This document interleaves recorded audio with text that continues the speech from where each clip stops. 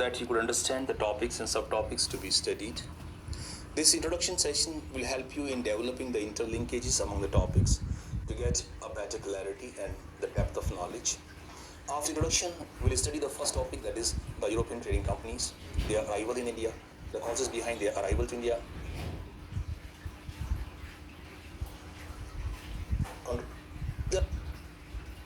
right about Second Carnatic War. It was planned and carefully executed by the servants of British Crown in India during that phase. So the truth was somewhere between these class. Compared to English counterparts, the French East India Company enjoyed little discretionary power and had to always look towards Paris for all important decisions. This partly explains the failure. So this is one of the factors. We'll discuss the difference in the nature of two companies, right? That, and there were other factors, and those factors also. Dupleix committed, or Dupleix basically pronounced, Dupleix committed a cardinal blunder in looking for the key of Indian Madras, Clive Soughton found in Bengal. So, a strategic mistake committed by the French Governor General Dupleix in focusing on Madras, not paying sufficient attention to Bengal. This was the main factor. Then see, there were other factors also, and those factors also here. Comment on the French ambitions of building a territorial empire in India. Write about Second Carnatic War. How Dupleix supported the contenders in Hyderabad and Karnataka, and he was successful initially. But this failed. Second half of the answer is failed. Why? Because of the factors. We have discussed 7 factors. Write those factors also. Number 4. Do you subscribe to the view that Anglo-French tussle in Carnatic demonstrated the internal decay of provincial chieftains? We have discussed the issue of internal decay, multidimensional decay of character, decay of administration, decay of military, and decay of strategic vision. They could not understand that being together would have been a solution to the problems faced or created by the Europeans. They were fighting with each other, and they were trying to seek the support of Europeans against their Indian opponents. Number 5. Neither Alexander the Great nor Napoleon could have won the Empire of India by starting from Pondicherry as a base and contending with the power, having Bengal and command of sea. So role of resources of Bengal, the role of naval supremacy. Those 2 factors you have to write primarily. And once those factors were there, other factors were just subordinate factors. So you need to focus on those 2 factors in this question. The British conquered India in a fit of absent-mindedness. Examine the truth of this statement critically. Controversy about the nature of India's conquest of India. Right? Everything. The rise and expansion of the British Empire in India was an accident rather than the result of any deliberate policy and design. The meaning is the same question, just language is different. All these questions you need to write for 20 markers and 300 words in modern India.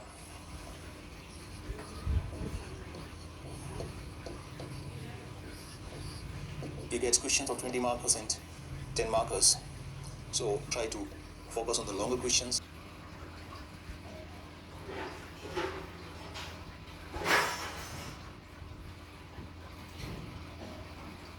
This conquest of Bengal and thereafter the Anglo-Maratha Wars. The conquest of Bengal started the process of establishment of British rule in India, and when the English conquered Maratha land by defeating Marathas, the British Indian Empire emerged on the scene in a very big way. So both the issues will be studied into this class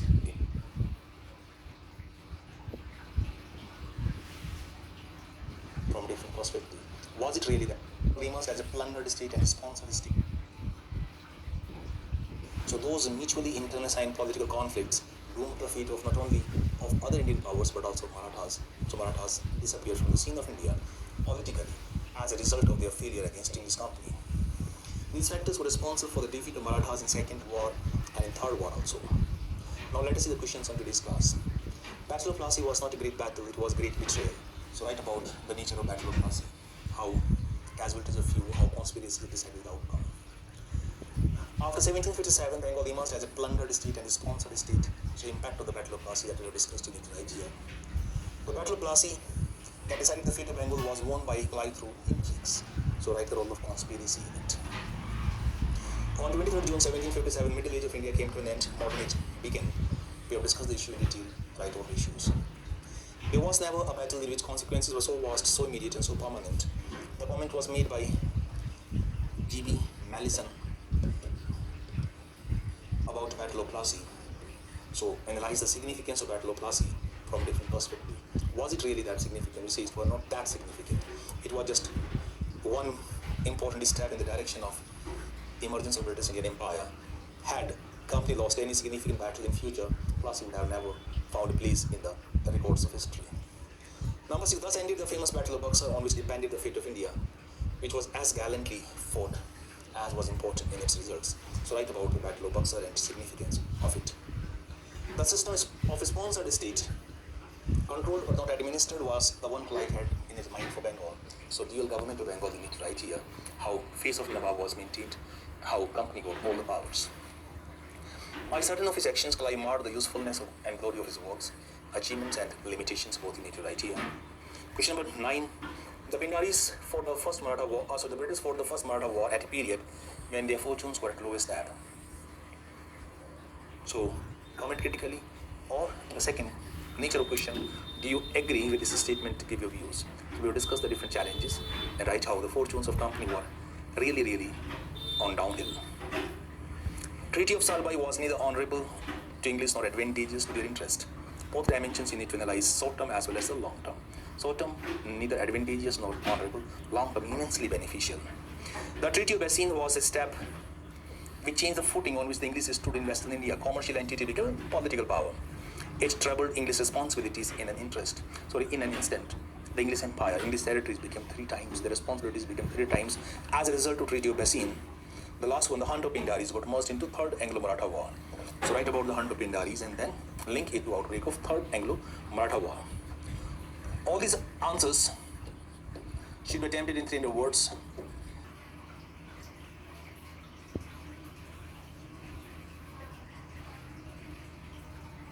So Mysore Wars, annexation of Sindh and the annexation of Punjab. Let us start with the introduction to Anglo-Mysore Wars. When Punjab's field war after Ranjit Singh was foredoomed, no right to see Sindh. He was port of Nizam and Marathas. It was the cheering elements were not the cause of war, the cause of English company to counter the Russian threat more effectively. Now let us have a look at the questions. Number 1. Why Mysore was considered a threat by British to their positions and mercantile interests? So all the factors we have discussed about the causes of conflict between Mysore and company, you need to write here. Do you think that Tipu Sultan's posturing became his undoing? Posturing is his attempts to strengthen himself internally to get help from Turkey or France.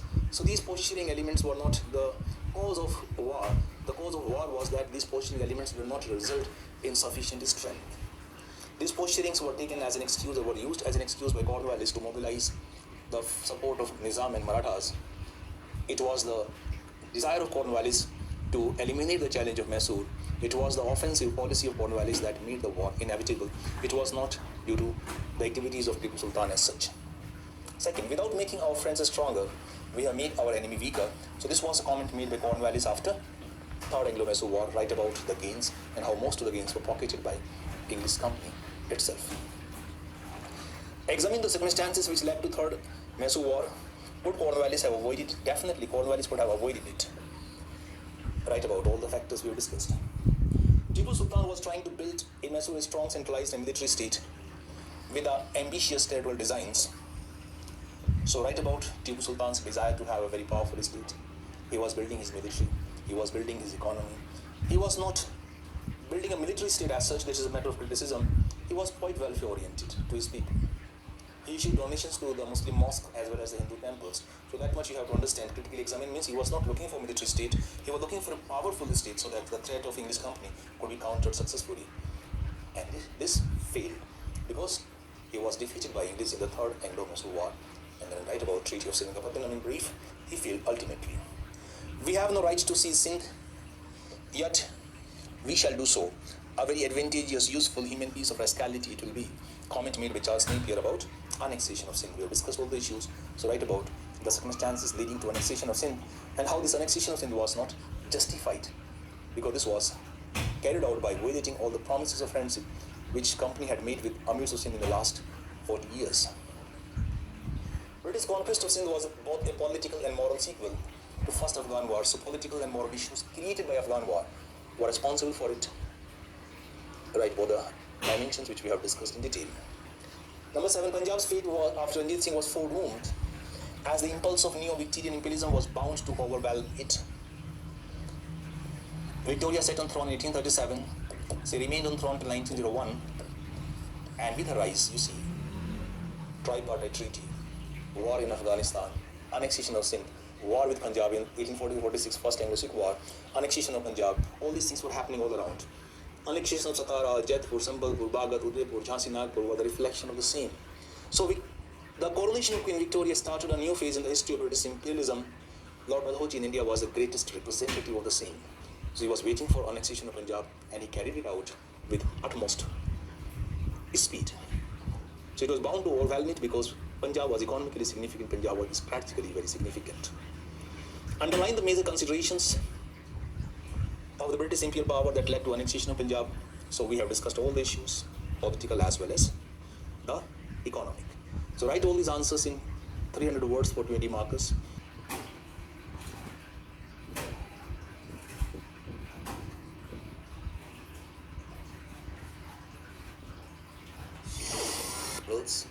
And the phases of British imperialism in India.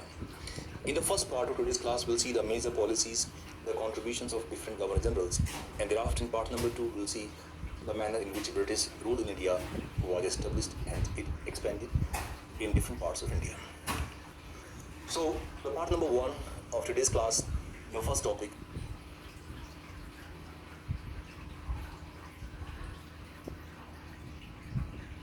policy of British in India.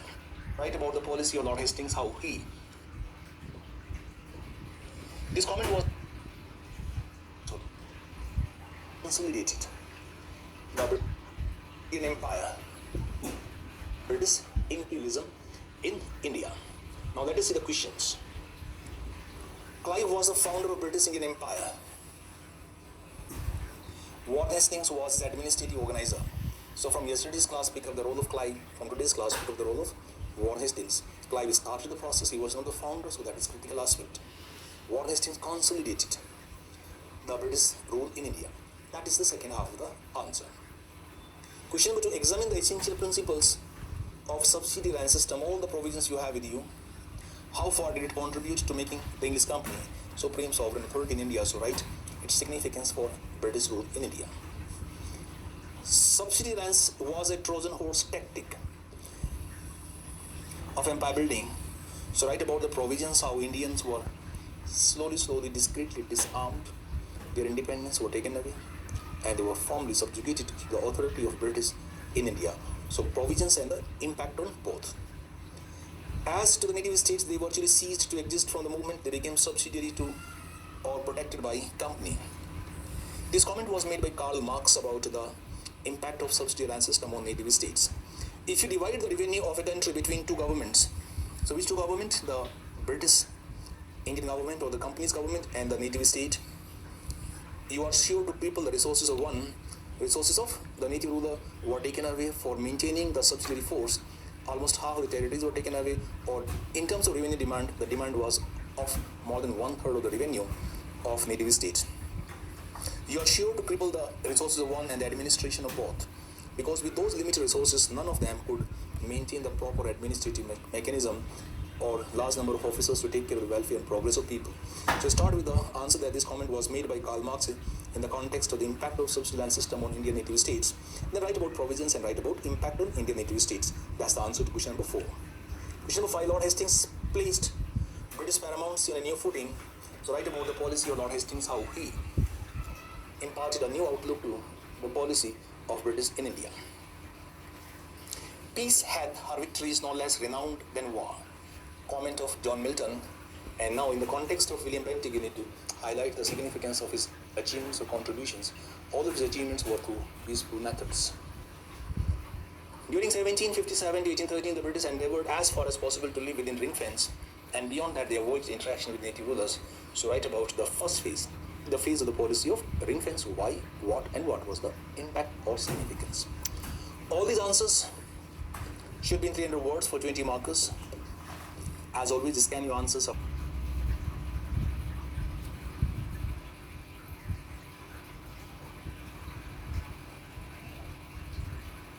Second part of constitutional developments in India during British rule.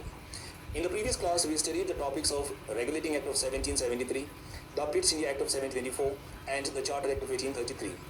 Through those acts, we covered the developments up to the mid of 19th century.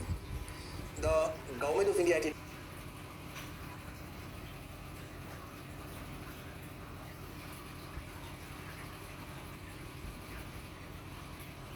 developments in India during British rule.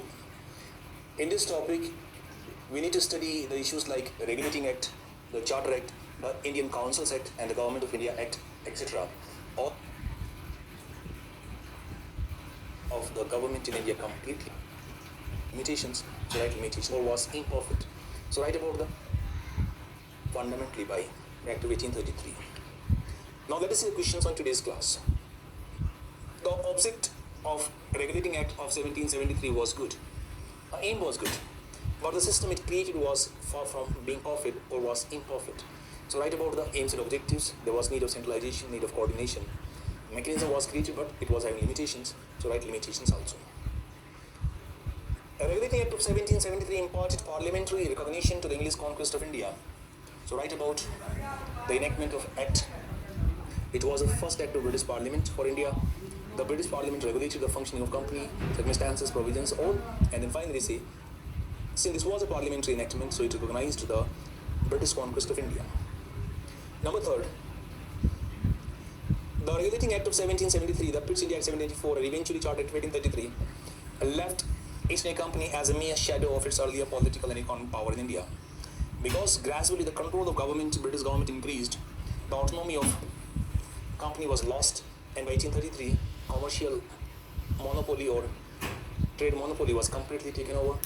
The company was declared as a political agent of British Crown. So write about the restrictions imposed or the governmental control imposed on company in 1773, 84, 1833, and then so how company gradually lost its autonomy or independence.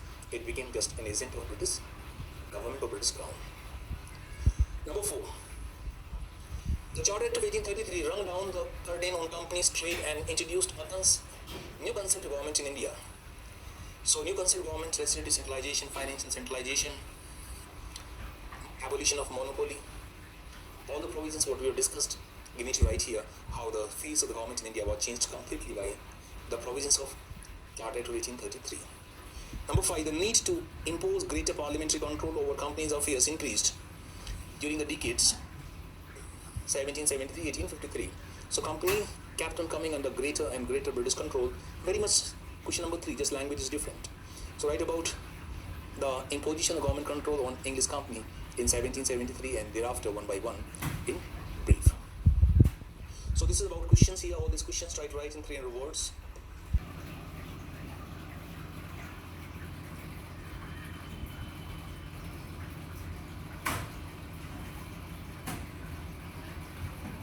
Second part of constitutional developments in India during British rule. In the previous class, we studied the topics of Regulating Act of 1773, the Updates India Act of 1724, and the Charter Act of 1833. Through those acts, we covered the developments up to the mid of 19th century. The Government of India Act 1858 will be covered along with the Revolt of 1857, as I told you in the previous class. In today's class, we will start from the post-Revolt of 1857 by focusing primarily on the acts of 1909, 1919 and 1935. So those three steps was the biggest. 19 more demands, 1935 more demands and more communities. So that you need to write here.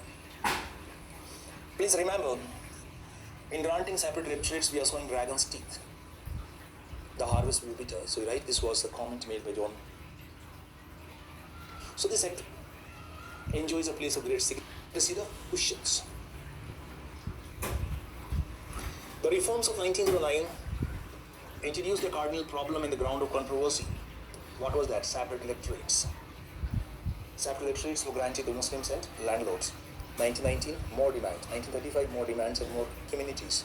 So that you need to write here. Please remember, in granting separate electorates, we are showing dragon's teeth. the harvest will be bitter. So right, this was a comment made by Lord Morley or John Morley in British Parliament while discussing the provision of separate electorates to Muslims and landlords. And they write about the consequences of separate electorates, how communalism got intensified, how India witnessed communal rights, how other communities start demanding the same in future, and finally how partition took place. Partition was the biggest human tragedy in the entire history of mankind. More than 8 crore people became homeless, and lakhs of them lost their life during the communal rights of partition days. Number 3, Indo-Mongol reforms did not provide an answer to the Indian problem and could not have provided answer to the Indian problem. Could not have means because it was a provision, it was an initiative of colonial regime. Any initiative of colonial regime cannot be expected to satisfy the demands of Indian nationalists. Colonialism and nationalism are antithesis to each other. The colonial initiatives cannot be satisfactory to the demands of nationalists anytime. That was a problem here also. It did not, provisions were far below Indian expectation. It could have not because it was enacted by a colonial regime. Number 4, explain the main features of Montfort. Montfort means Montagu-Chelmsford reforms, that is Act of 1919. How far did they implement the policy of administrative devolution? So write about the merits and demerits of diarchy. First part, write the main provisions and then merit demerits. Diarchy was introduced with high hopes. It must be said that on a theoretical analysis and if worked under ideal conditions, it was not without merits. So it was having merits. So explain diarchy, what was the mechanism, and explain its merits. It was not without merits, it was having merits, though it was having demerits. Also in the last small part, write demerits. Number 6, Montagu-Chelmsford reform proposals introduced diarchy but blurred the lines of responsibility, means the problems between the two arms or the limitations of diarchy you have to write in this answer. Is it justified to say that the Government of India Act of 1935 had all brakes and no engine? So this was a comment of Pandit Jawaharlal Nehru about the Act of 1935. Write about the provisions, write about limitations. All the powers were still in British hands. There was no engine here. It was having all the brakes. Number 8, although the Government of India Act 1935 replaced diarchy with provincial autonomy, the overriding powers of governor diluted the spirit of autonomy. The answer to question number 7 and question number 8 would be almost the same. So question number 7, question number 8, both are asking about the limitations of the system created by Act of 1935. This autonomy was farce. Real powers were still in British hands. Attempt all these questions in 300 words.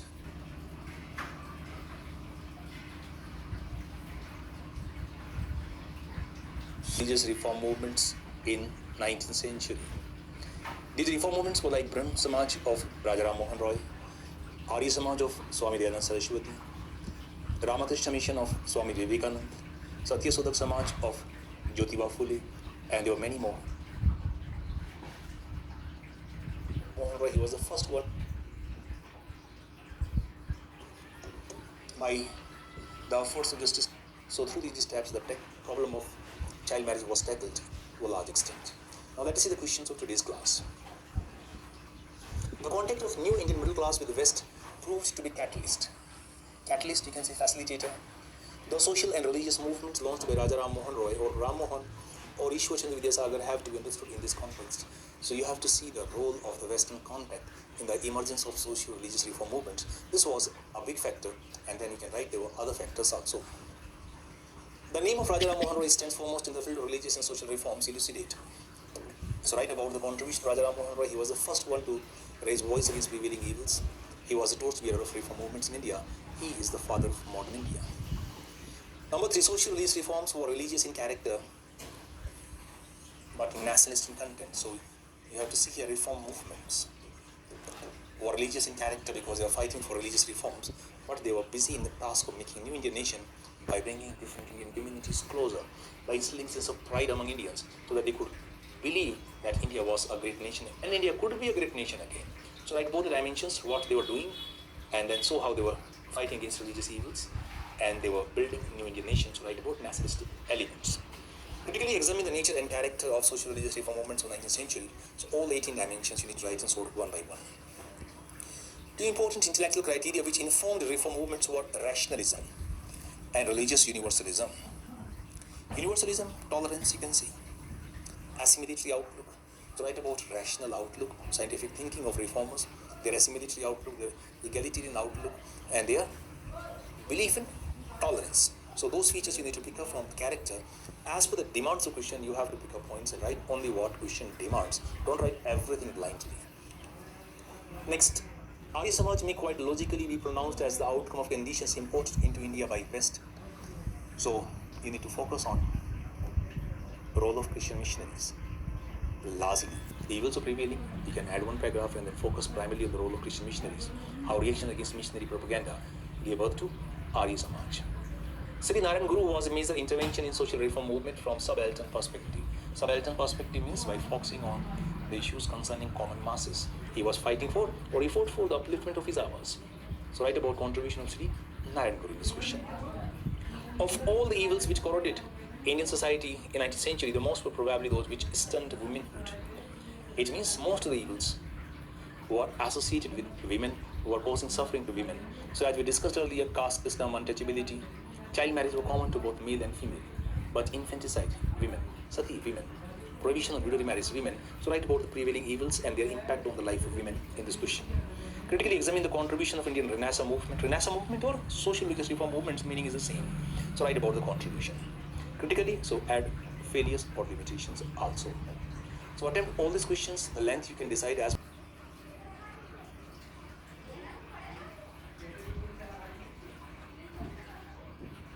field of education. That is the British education policy in India.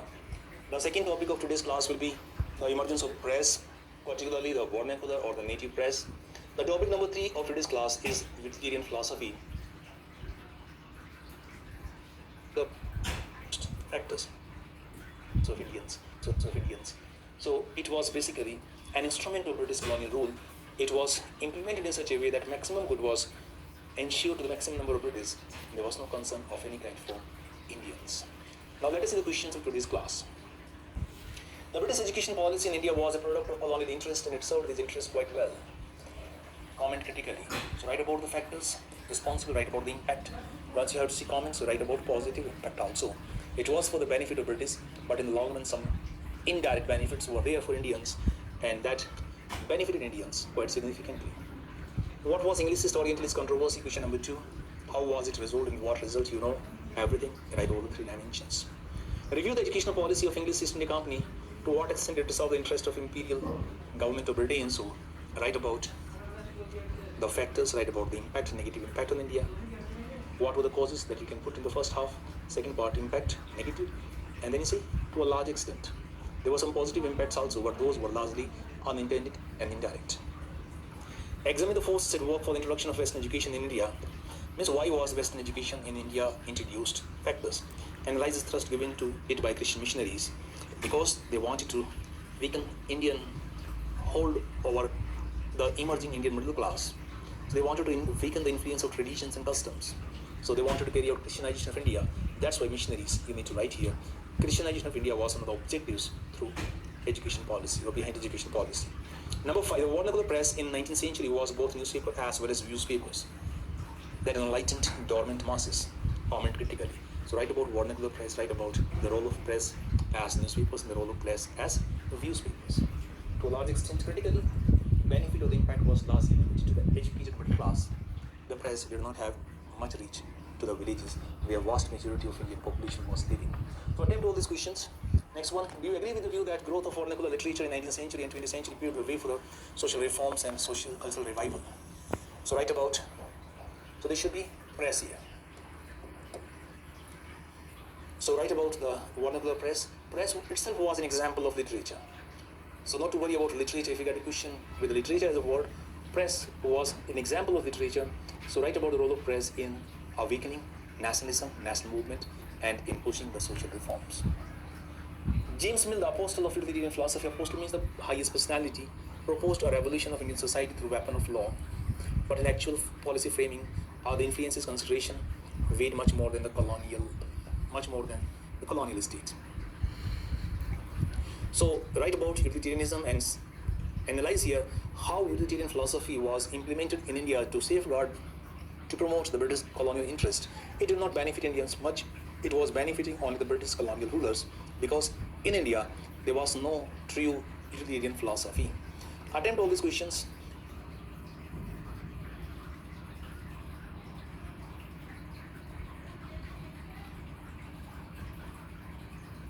Revolt of 1857. This class is the second part of Indian response to British rule, or this is the second part of the topic of revolt and rebellions. Let us start with the introduction. The Great Revolt of 1857 was the greatest challenge.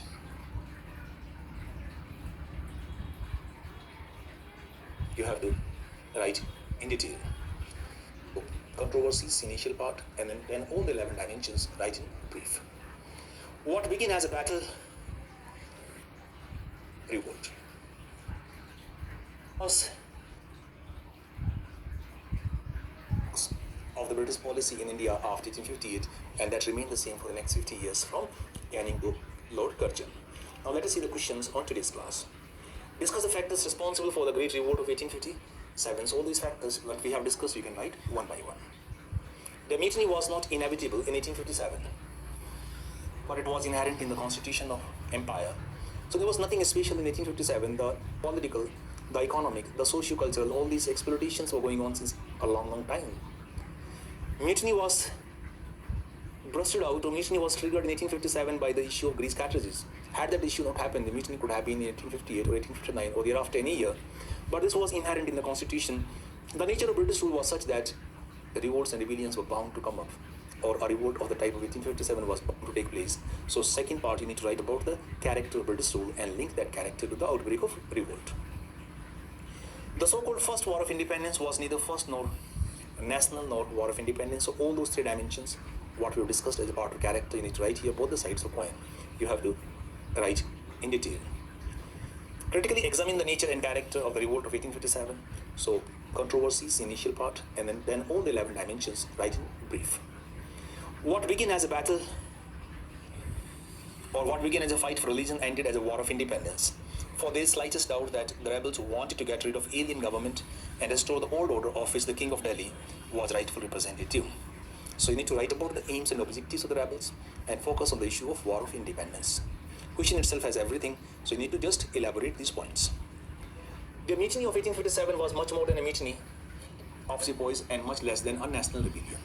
So there are two issues here. In the first part, write that revolt started as a sepoy mutiny, but very soon it assumed the form of a mass rebellion at many places. Then write about the issue of national revolt. Was it national? In the second part, write that in modern sense it was not a national revolt, but it was having elements of nationalism in localized sense. Whatever might have been its original character, it soon became a symbol of challenge to the mighty British rule. So a brief about controversies related to character. Some say it was Hindu-Muslim fight, it was war between civilization and barbarism. And then write about the challenge or the threat it posed to British, and threat you have to portray through the changes which British introduced after 1858. Question number 8. 1858 is the year of great divide in modern Indian history. As a policy, practice and ideas of government that followed differed fundamentally from the government of the company which it displaced. So you have to write that there were many changes, but these changes were essentially superficial. That's a concluding part. That these changes were essentially superficial. The fundamental character was still colonial. The fundamental nature of British rule did not change. So it did not alter it fundamentally. Fundamental character was still colonial. The British policy after 1858 was characterized by elements of caution and conservatism. So caution and conservatism, as I explained to you, were the fundamental elements of British policy after 1858, because the idea was to prevent the recurrence of another revolt of the masses or of the kind that was witnessed in 1857. Write all these answers or questions, attempt all these questions in 300 words for 20 markers.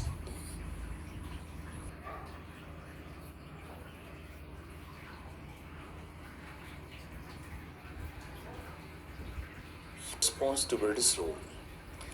In this class, we will study the revolts and rebellions in India against British rule. This topic has two main components.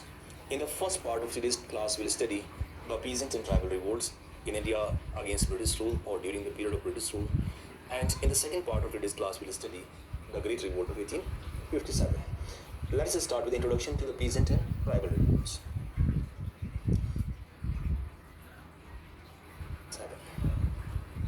Now let us have a look at the questions of today's class. Discuss the origin and character of the major peasant movements. What are these movements? Backward looking. So you have to write